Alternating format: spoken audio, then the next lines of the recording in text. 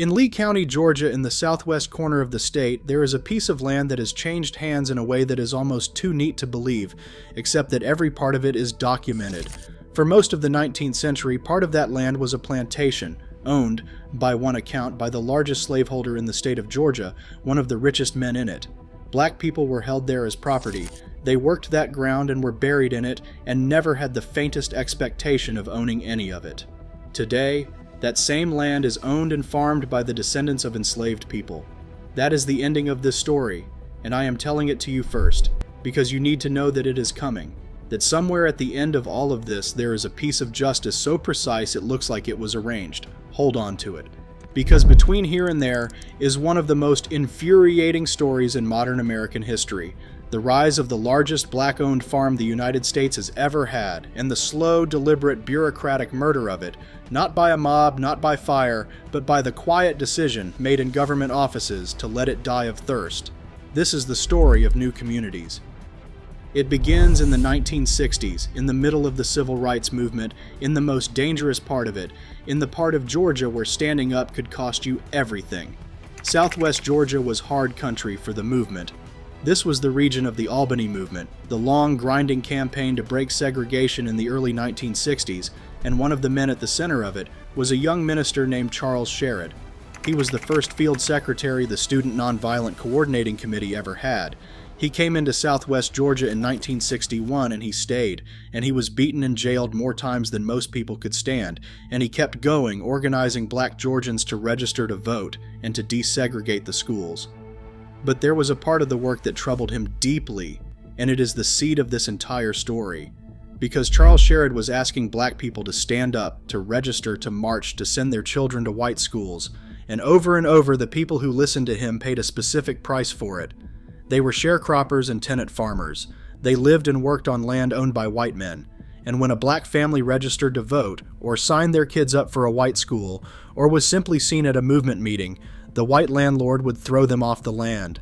They lost their homes and their livelihoods in the same afternoon. Whole families evicted with nowhere to go because they had exercised the rights Sherrod was urging them to claim. He was, he later said, telling people to stand up while watching them lose everything for doing it, and he began to think that political rights without economic ground to stand on were a trap. What good was the right to vote if asserting it left you landless and hungry? The answer he and others arrived at was land. Black-owned land. Land that no white landlord could evict anyone from, because black people would own it outright, together, and no one could throw them off ground that was theirs. In 1968, a group of these activists did something that tells you how serious they were. They traveled to Israel to study the kibbutz, the collective farm, communally owned and worked, self-sufficient. They wanted to see how a community could hold land in common and sustain itself, and they came back to Georgia with a model. In 1969, they founded New Communities Incorporated. Charles Sherrod became its president. His wife, Shirley Sherrod, who would herself become a central figure in this story, and decades later a nationally known one, was part of it from the beginning. And in January of 1970, after borrowing over $1 million, New Communities took possession of the land, around 3,000 acres of farmland and more than 2,000 acres of woodland, 5,700 acres in all. It was, at that moment, the largest single tract of land owned by black people in the United States of America. Let that fact sit for a second, because it is the thing the rest of the story is going to destroy. In a country where black people had been brought specifically to work land they could never own, where a century of sharecropping and tenant farming and legal trickery had kept black families landless generation after generation, a group of civil rights activists in South Georgia had assembled the biggest black-owned farm in the nation. It was also the first community land trust in America, a legal structure new to this country in which the land is held in common and permanently so that it can never be individually sold off or lost. They had built it precisely so that it could not be taken. To understand why land mattered so much, why these activists fixed on it as the answer, you have to understand what was happening to black land in America at the time, because it was vanishing. At the start of the 20th century, black Americans had owned something on the order of 15 to 16 million acres of farmland, 1 million black farmers working ground that was theirs. By the time Charles Sherrod was organizing in Southwest Georgia, that number had been falling for decades and would keep falling. Black families losing land through every mechanism a hostile society could devise, from violence to fraud to the tangle of inheritance laws to the simple, grinding denial of the credit that farming requires. The men and women who founded new communities were not acting in the abstract. They were watching black land disappear around them in real time, and they were trying to build something big enough and permanent enough to stand against the tide. That was the ambition behind the Community Land Trust. The idea was borrowed and adapted, but the purpose was specific to their situation: land held collectively and permanently, in a legal structure designed so that it could never be picked off parcel by parcel, never individually mortgaged into oblivion, never lost the way black families had been losing land for generations. It was, in effect, a fortress built out of a deed. They were trying to make land that could not be taken, and for the first time in America, they built one. And it was meant to be a haven. The whole point of new communities was to take in the families who had been thrown off white men's land for joining the movement, to give the dispossessed a place that was theirs, where they could farm and work and live and not be evicted for being black and standing up. Dozens of families, a working farm, homes, a store, a community built by the movement. For the people, the movement had cost everything. They planted, they farmed, they raised crops on thousands of acres. And for a while, it worked. But it was surrounded from the first day by people who wanted it gone. You have to understand where this land sat. This was southwest Georgia, a few years after the Albany movement, in a region where a great many white people had watched the civil rights movement with fury and had lost. And now, right in the middle of their county, was the largest black-owned farm in America, run by the very SNCC organizer who had led the local movement, populated by black families who had defied the old order. To the white power structure of that region, New Communities was not just a farm, it was an insult standing in a field. So they went after it, and they went after it from every direction at once. The hostility started at the top of the state. Georgia's governor at the time was Lester Maddox, a man who had become nationally famous a few years earlier for brandishing an axe handle to keep black customers out of his Atlanta restaurant, a segregationist to the marrow, and Maddox used the power of the governor's office against New Communities directly. Federal development funds that were supposed to flow to the project, money that had been approved to help build it, Maddox blocked from entering the state. The governor of Georgia personally reached into the machinery and cut off the money meant to help the largest black-owned farm in the country get on its feet. That was the official hostility. There was also the other kind. White neighbors accused the people of New Communities of being communists. A collective farm modeled on a kibbutz was, to them, all the proof they needed, and the accusation was not just talk. The communist accusation deserves a moment because it was not random and it was not harmless. In the American South of that era, to call something communist was to mark it for destruction. It was the word that turned a target into a legitimate one, that justified surveillance, funding cutoffs, and violence. A collective farm, owned in common, modeled on an Israeli kibbutz, run by Sneesi activists. To the white power structure of southwest Georgia, every one of those facts was ammunition. They did not have to argue that black people should not own land. They could simply call the largest black-owned farm in America a communist enterprise and let the word do the work of making its destruction seem like patriotism. The farm's buildings were, at times, strafed with gunfire. People shot at the place. Racist violence came at them out of the dark, aimed at the structures where families lived and worked. They built and farmed under the knowledge that the surrounding county wanted them gone and that some of the people around them were willing to shoot to make it happen. And then there were the banks. Local banks often simply refused to finance them, refused the ordinary loans and credit that every farm in America runs on, because farming is a business of borrowing against the next harvest. A farm that cannot get credit is a farm operating with one hand tied behind its back, and the banks around New Communities kept that hand tied. So here is the picture by the mid-1970s. The largest black-owned farm in America, built as a refuge for people the movement had made landless, was operating under blocked state funds, sporadic gunfire, and a local financial system that would not lend to it. And it was surviving anyway. Struggling, carrying heavy debt from the loans it had taken to buy the land in the first place, but surviving. And then the rain stopped. In the 1970s, southwest Georgia was hit by drought. And drought is the thing that can kill any farm anywhere, no matter how well run, because a farm is a bet on water falling from the sky, and when it stops falling, the crops fail and the debt does not. But American agriculture had long since built a safety net for exactly this. When drought struck, farmers went to the government, specifically to the Farmers' Home Administration, the federal agency that lent to rural farmers, and they got emergency loans to carry them through the disaster until the rains returned and the crops came back. This was routine. This is what the agency existed to do. White farmers all across the drought region were going to the Farmers' Home Administration and getting emergency loans, one after another, and staying on their land. New communities went to the same office to ask for the same help that every other farmer in the region was getting.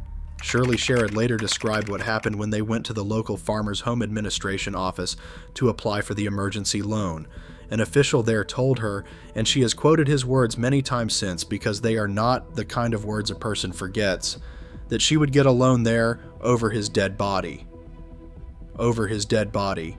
Read what that sentence actually means. Emergency disaster loans were available. White farmers were getting them. The program existed precisely to keep farms alive through droughts exactly like this one. And a federal official administering a federal program with federal money looked at the representative of the largest black-owned farm in America and told her that she would receive that help only over his dead body. It was not that the money did not exist, it was that he would not let it reach them. The safety net that was catching every white farmer in the region was deliberately held out of reach of the black one. That refusal was the beginning of the end, and it launched new communities into a 3-year legal battle that they would ultimately lose.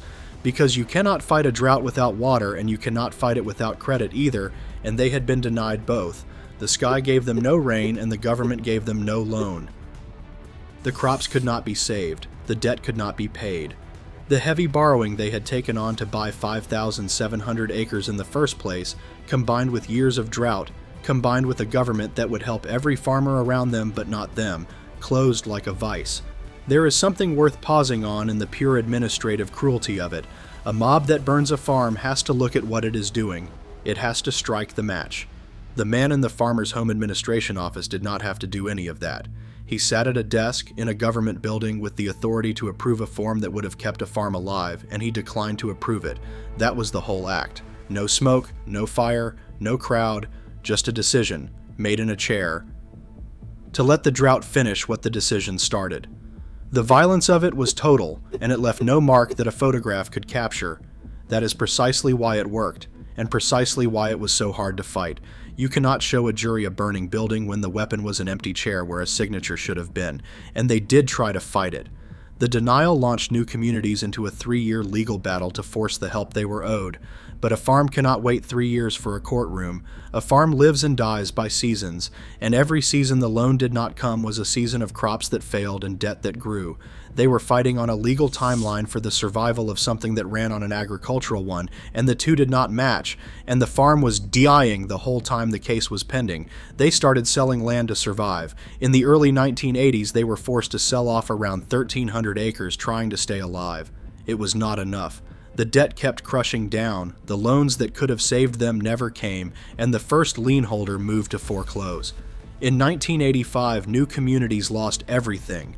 The land was foreclosed and sold, by one account sold for a fraction of its real value, a fifth of what it was worth, and the families who had built their lives there, the dispossessed people who had come to this place precisely because it was supposed to be the one piece of ground no one could take from them, were displaced again.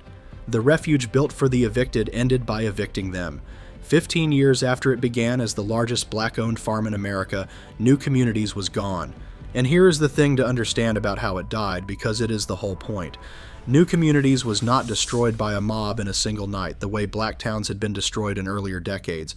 It was not burned. There was no massacre. It was killed slowly, on paper, in offices, by officials making quiet decisions about who would and would not receive the ordinary help the government gave to everyone else. It was strangled by the withholding of things, withheld development funds, withheld bank credit, withheld emergency loans. Each individual decision could be defended as a technicality, a matter of paperwork, a judgment call. Add them all together and they killed the largest black-owned farm in the country as surely as any fire ever burned a town. The people who ran New Communities knew exactly what had happened to them. They knew the loans that saved their white neighbors had been denied to them because they were black. And for a long time, knowing it changed nothing, because knowing a thing and being able to prove it in a way the law would recognize are two different things. And the law had never been built to hear them. But this time, the story does not end with the loss. This time, there was a second act. and it took more than 20 years to arrive. Because New Communities was not the only one. Across the American South, for decades, black farmers had been going to the United States Department of Agriculture and its lending agencies and being denied the loans, the credit, the disaster relief, and the basic services that white farmers received as a matter of routine. It was a pattern, national in scale, stretching back generations, a slow bleeding of black families off their land through the quiet machinery of discriminatory lending. The number of black-owned farms in America collapsed across the 20th century, and a great deal of that collapse was not accident or market forces. It was policy, executed one loan denial at a time. In 1997, that pattern finally became a lawsuit. It was called Pigford versus Glickman, a class action brought by black farmers against the USDA for exactly this, decades of racial discrimination in federal farm lending, and it became one of the largest civil rights settlements in the history of the United States, more than $1 billion, eventually paid out to thousands of black farmers who had been discriminated against by their own government. New Communities was part of it, and when the claims were finally settled, New Communities received the largest single award of them all, around $12 million, in recognition of what had been done to it. The Sherrods themselves received a payment for their own pain and suffering. The government had, at last, been forced to admit in a court of law that the largest black-owned farm in America had been discriminated against, that the thing everyone involved had always known was true was, in fact, true. Money is not land. $12 million did not give back the 15 years, or the 5,700 acres, or the community that had been scattered in 1985. You cannot unforeclose a farm. You cannot undisplace the families. The refuge that was destroyed stayed destroyed. But New Communities, the organization, had never dissolved. Through all the years after the foreclosure, the Sherrods and the others had kept the corporation alive, refusing to let it die even after its land was gone. And so, when the settlement money came, they were still there to receive it, and they did the one thing that could turn a check into a kind of resurrection. They bought land again. In June of 2011, using the settlement money, New Communities purchased a new property in Lee County, Georgia, around 1,600 acres. And of all the land in Georgia they could have bought, the land they bought was this, a place called Cypress Pond, a former plantation, complete with a colossal white-pillared antebellum mansion, land that had once been owned, by the accounts that survive, by the largest slaveholder in the state of Georgia, one of the richest men in it, a place where human beings had been held as property and worked to enrich the man who owned them. The descendants of enslaved people bought the plantation of the largest slaveholder in Georgia. Shirley Sherrod said it plainly, standing on that land years later. Many of the enslaved, she pointed out, had probably worked on that very property, and had surely never imagined a day when black people would own and control it. It had gone, in her words, from a bad beginning, which was slavery, to the descendants of slaves. The mansion the slaveholder built now sat on land held by the people his kind had once held. They renamed the working farm Resora, a name meant to carry the idea of resilience, of resourcefulness, of coming back, and they began, again, to farm. Today that land grows pecans by the hundreds of acres, and satsuma oranges, and muscadine grapes, and vegetables raised in part to feed people in the surrounding area who do not have enough to eat. New Communities is a farm again, and a center for the training and support of black farmers, and a place of what Shirley Sherrod calls the long movement, the work that did not end when the marching stopped, the work of putting black families back onto black-owned land. So that is the arc, start to finish. A group of civil rights activists, watching black families get thrown off white men's land for daring to claim their rights, decided the answer was land of their own, land no one could evict them from. They built the largest black-owned farm in America and the first community land trust in the country as a refuge for the dispossessed. And the state of Georgia and the federal government, working through a segregationist governor and a federal lending office and a drought they refused to help with, strangled it slowly until it died and its families were scattered. Then, more than 20 years later, the same government was forced by the largest civil rights settlement in its history to admit what it had done, and with that admission, the survivors bought back land, and the land they bought was a slaveholder's plantation, and now the descendants of the enslaved farm the ground the enslaver once owned. It would be easy to end there, on the reversal, because the reversal is real, and it is remarkable, and it is the kind of ending that feels like the moral arc of the universe finally bending the right way. But it is worth being honest about the shape of the whole thing, because the reversal is smaller than the loss, and pretending otherwise would betray the people it happened to. New Communities was 5,700 acres. Resora is 1,600. The families who were displaced in 1985 did not get their 15 years back. The refuge that was supposed to be permanent, that was legally structured as a community land trust specifically so that it could never be lost, was lost anyway, because no legal structure yet invented can protect land from a government that decides quietly to withhold the water of credit until the thing dies of thirst. The comeback is genuine. It is also a fraction of what was taken, arriving a quarter century late, purchased with the settlement of a wrong that should never have needed settling. And New Communities was one case. The $1 billion of the Pigford settlement was paid out to thousands of black farmers, which means there were thousands of new communities. Thousands of black families and farms across the American South bled off their land by the same machinery, most of them never famous, never the largest anything, never resurrected by a settlement, just gone. The disappearance of black-owned farmland across the 20th century, from millions of acres to a small fraction of that, was not weather, and it was not the free market. A great deal of it was exactly what happened at New Communities, repeated tens of thousands of times in offices on paper, one denied loan at a time. That is the thing to carry out of this. The destruction of black towns by fire and mob, the Pierce cities, the Rosewoods, the Ocoees, is horrifying and visible, a thing you can point to, a single night with a body count. What happened in New Communities is the same crime committed in a way that leaves no smoke. No one burned it, no one had to. They simply decided in a government office that the help every other farmer received would not reach this one, and then they let the sky do the rest. It is slower and it is quieter, and it is, in its way, harder to see, and it moved far more black families off far more land than any mob ever did. The land in Lee County remembers all of it. It was a slaveholder's plantation. Then, for a while, it was not part of the story at all. And then the descendants of the enslaved, having built the largest black farm in America a few miles away and watched their government strangle it, took the settlement money the government was forced to pay and bought that plantation and put their own hands into that soil and grew pecans and oranges and grapes where cotton had been grown by people who owned nothing, not even themselves. They named it for resilience. They had earned the word the hard way. And on the land where the richest slaveholder in Georgia once counted human beings as property, black farmers worked ground that is, at last and against everything, their own.